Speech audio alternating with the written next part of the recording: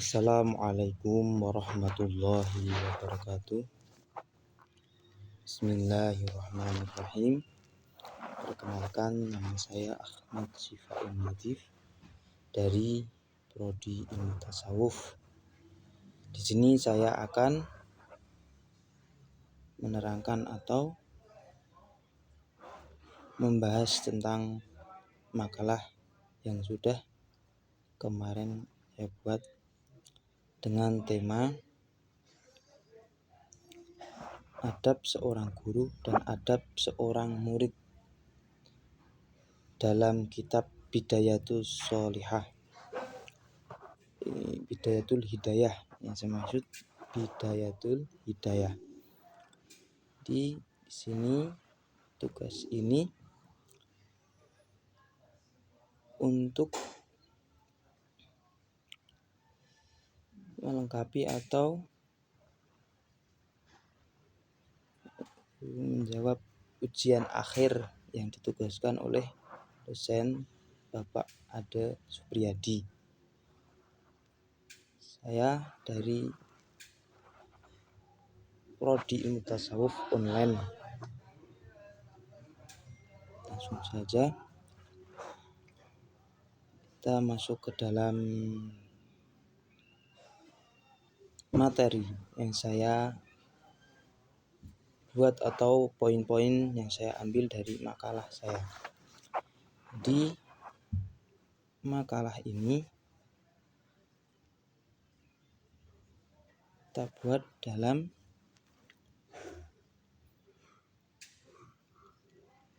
mengenai tentang akhlak dan etika. Yang pertama, kitab Bidayatul Hidayah. Kitab Bidayatul Hidayah adalah salah satu kitab yang ditulis atau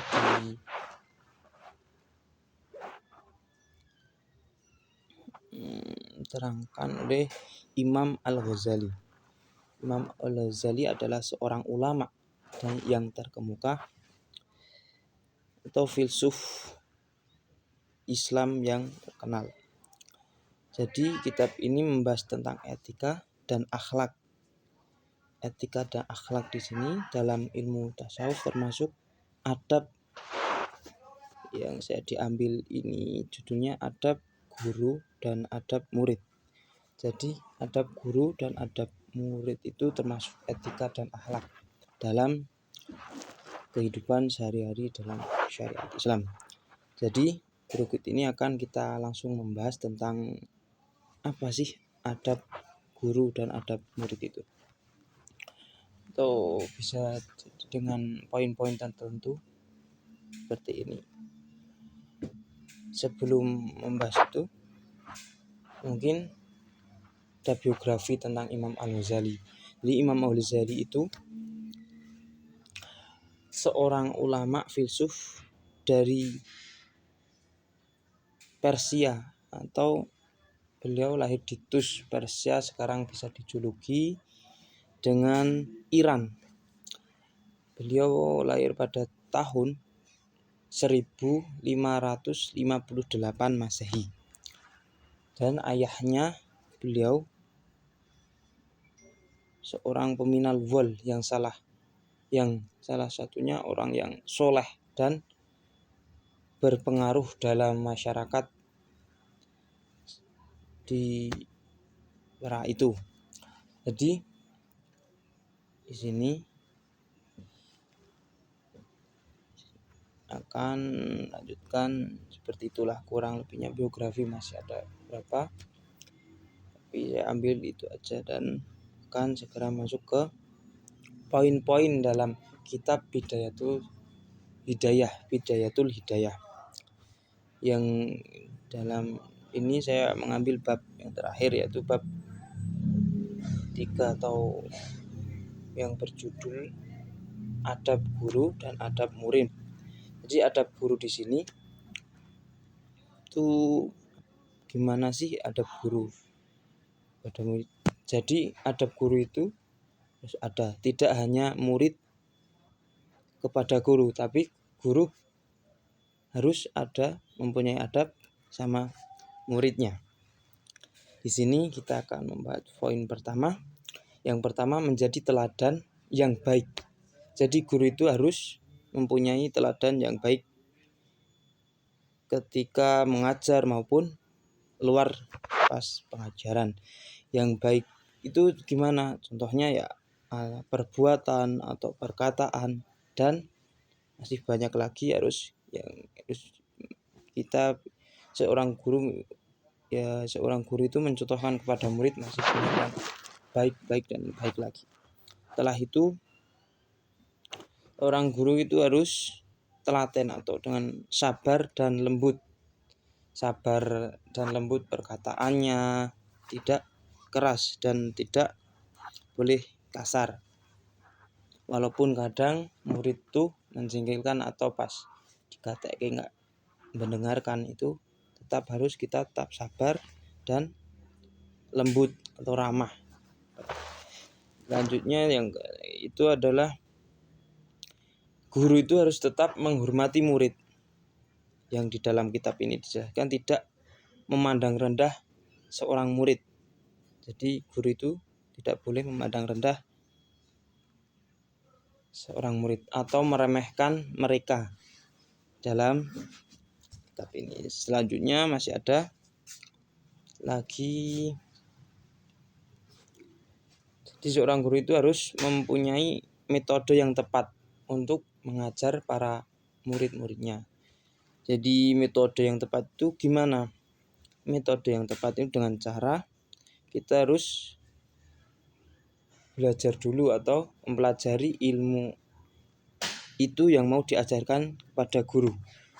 Setelah itu ya sesuai dengan kebutuhan muridnya. Kita seorang guru itu harus bisa memahami kriteria seorang murid 1A, 1B atau yang lain-lain seperti itu. Ya kurang lebihnya seperti itu adab guru kepada murid. Setelah itu kita lanjut ke dalam adab seorang murid. Jadi adab seorang murid itu yang pertama harus menghormati guru. Yaitu yang pertama harus menghormati guru. Diingat-ingat, jadi murid itu yang pertama agar ilmu kita manfaat berkah dalam situasi apapun. Jadi kita tetap harus menghormati guru. Di dalam menghormati guru itu ya, seperti tadi tidak boleh memandang rendah atau meremehkan seorang guru.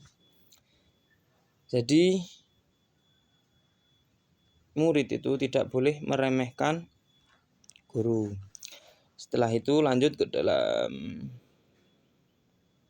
poin selanjutnya, itu murid itu harus mendengarkan dengan teliti apa yang sudah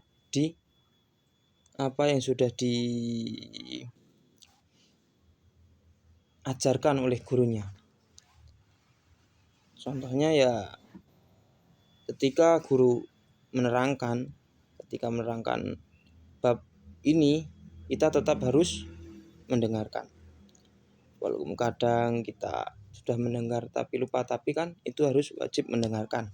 Itu adalah poin dalam kitab Bidayatul Hidayah yang diterangkan oleh Imam Ghazali, yang ditulis oleh Imam Ghazali di kitab ini. Selanjutnya apa yang poin-poin selanjutnya, yaitu seorang murid itu harus mengamalkan apa yang sudah dipelajari atau yang sudah diajarkan oleh gurunya.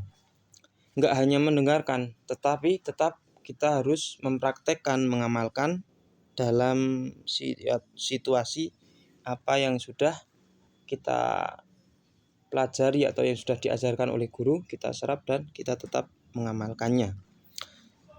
Setelah itu masih banyak lagi, ada yang ya contohnya mengamalkan itu kita agar memanfaatkan apa yang sudah kita pelajari oleh ibu bapak guru. Jadi itu aja, sekian dari saya. Kalau ada perkataan kurang jelas atau masih tidak berkenan dalam omongan saya, nyuwun pangapunten. Jadi apa yang sudah diajarkan oleh guru itu tetap kita harus lakukan dengan hati yang bersih atau lebih mendalami untuk tetap menghormati, untuk menjaga sportivitas dan belajar kita agar efektif dan harmonis dalam situasi apapun atau yang sudah dipelajari dalam kitab Bidayatus Hidayah ini. Jadi poin-poin itu yang saya sampaikan atau saya jelaskan seperti itu dulu. Kita tutup, kita akhiri. Assalamualaikum warahmatullahi wabarakatuh. Terima kasih.